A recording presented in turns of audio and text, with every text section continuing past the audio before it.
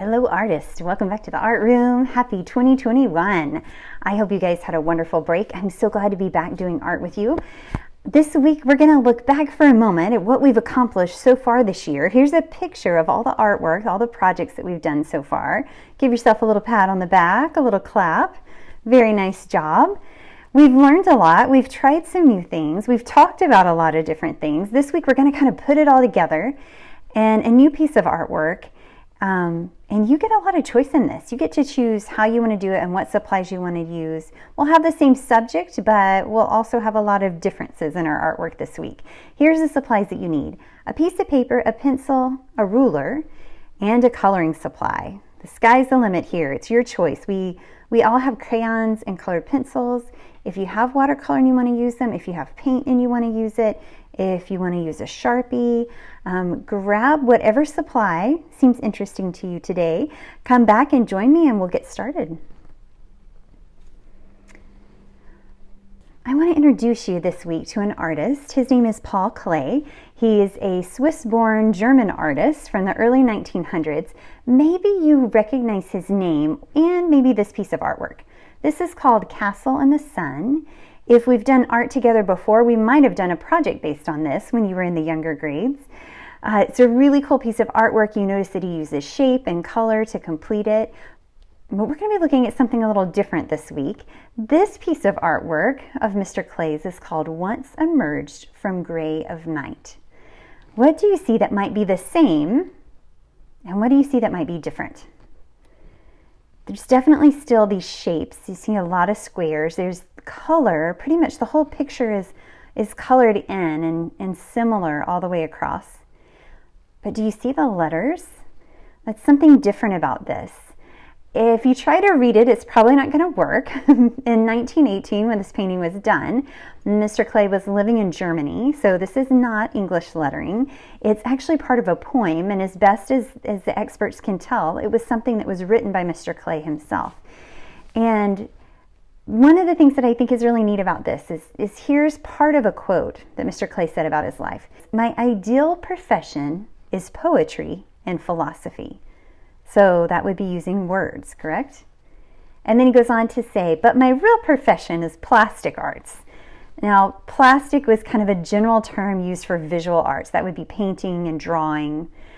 So he's saying that his ideal thing would be poetry, but in reality, he makes a living by doing visual art. And I love this because in the series of paintings by Mr. Klee, he combines two things that he really enjoys. And this week, don't worry, I'm not going to make you write a poem, but I am going to ask you to choose a word. I want you to think for just a minute about a word that maybe stands out to you for the coming year. Here's some questions to ask yourself. What would be a word that comes to mind for what you hope for or what you might focus on this year, or maybe a goal that you have for yourself? If you are working on a certain skill in a sport that you play, maybe you want grit this year, right? That's just determination to get it done.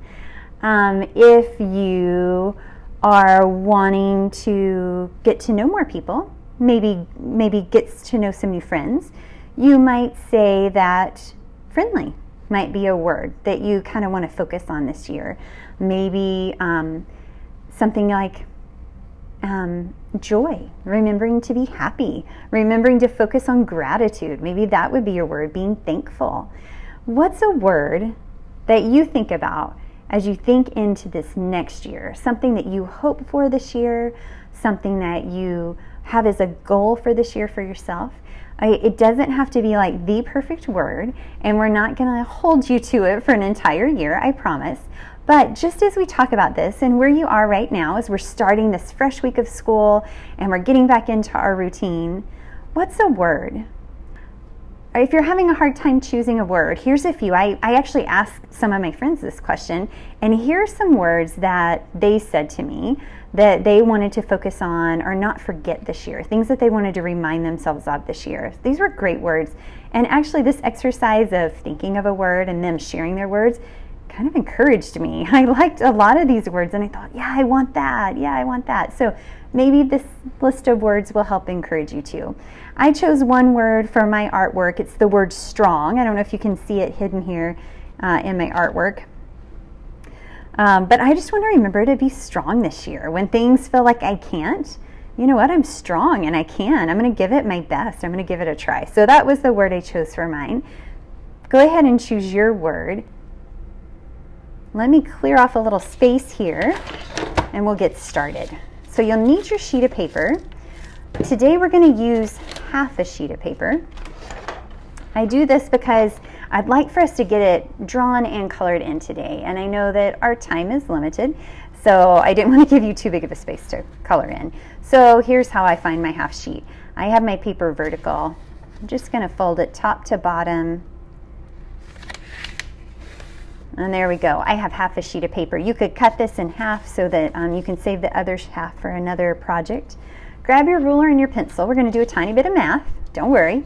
I'll help you out.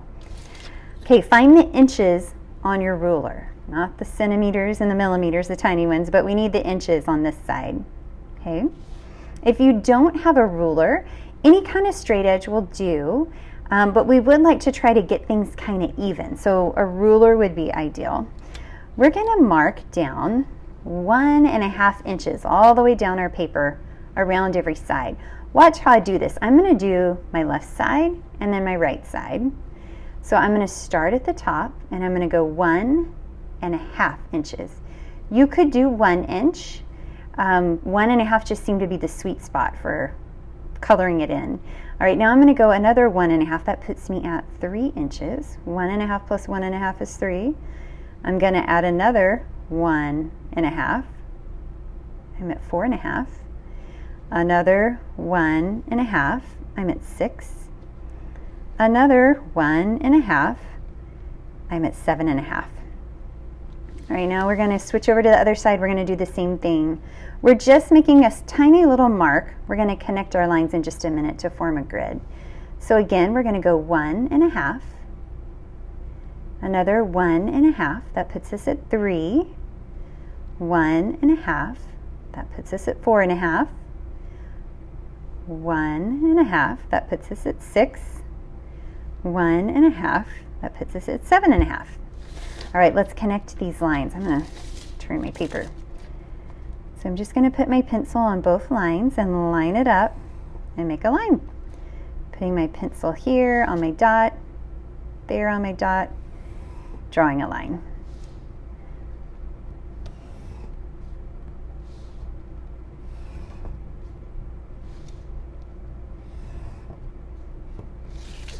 All right, we've got half our grid, but we need to do these two sides now. So the same 1.5, make a little hash mark. 1.5, we're at 3. 1.5, we're at 4.5. All right, on the other side, 1.5 plus 1.5 is 3, plus 1.5 is 4.5. And now we're going to connect these lines. Top to bottom, connecting the dots from one side to the other. All right, we have a grid.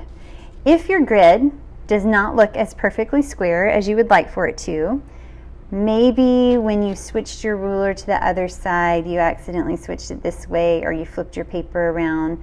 Because our papers are a rectangle and not a square, we have a little extra on the edges. So if that's the case, flip your paper over, take a deep breath, and make your marks again, and switch it to the other side. Just try again. But I bet it worked out for you too. All right, so we have our squares and we have our word. So we're going to take our word and we're going to decide how we want to arrange it inside our squares. Now, because this here and across the bottom aren't exact squares, you might want to cut those off and just work with the full squares in the middle. I forgot my scissors, or I would, oh, no I didn't, they're right here. Hey, maybe you need scissors too, I didn't think to mention that.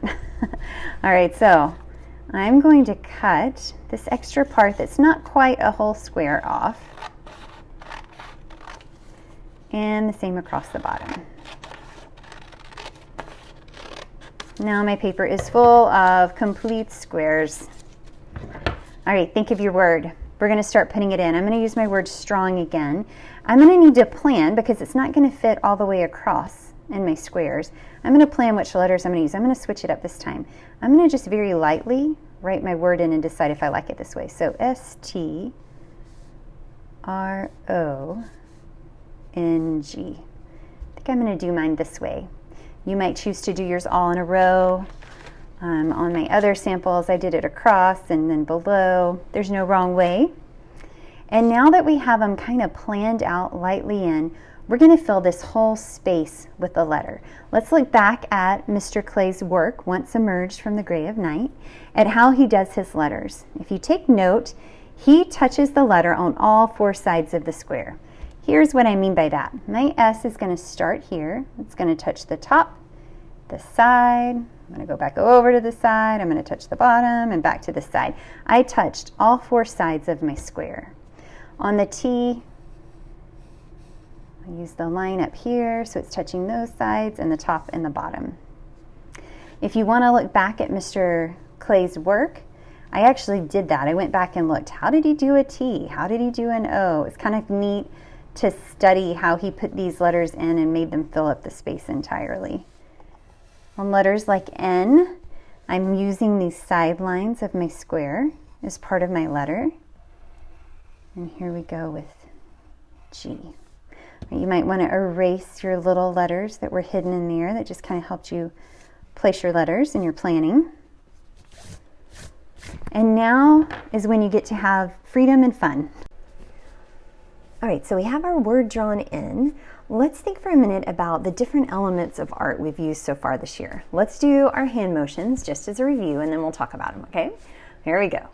Line, shape, form, color, value, texture, and space. All right, so line, we've already used line, we've made shape with it, right? We've used line in our letters, we've used line in our squares. There's also a way to use line in your pattern, right? So this one, I went in and just used a little bit of color, but then I used line to start to fill in something that looked interesting to me in artwork. So there's an extra way to use line. One way that you can finish off your artwork, focusing on that element of art, line. You could also do form.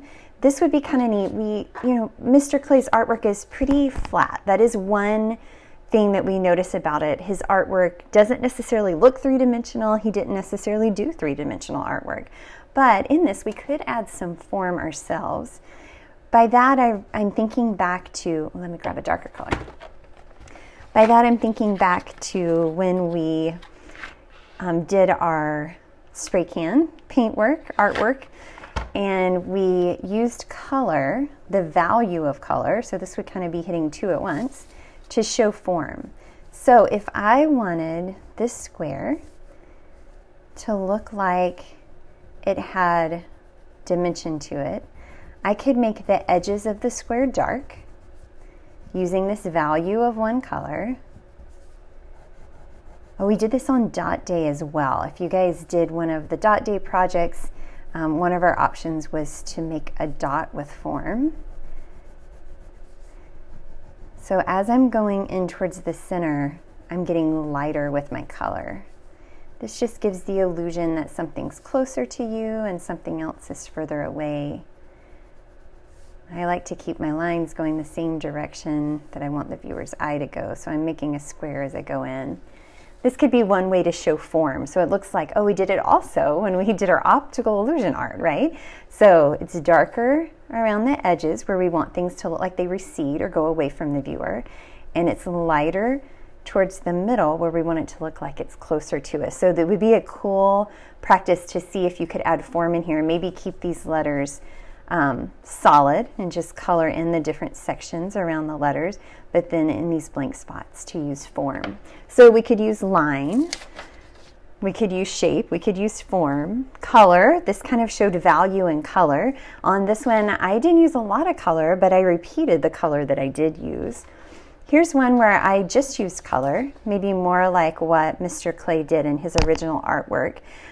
Planes of color, and I use these different areas around the letters to change my color. So in these boxes, they're pretty solid, but when the box has a letter in it, it's a really subtle way for the viewer's eye to be drawn to it. And I used color in the different sections around it, even value, dark and light of the same color.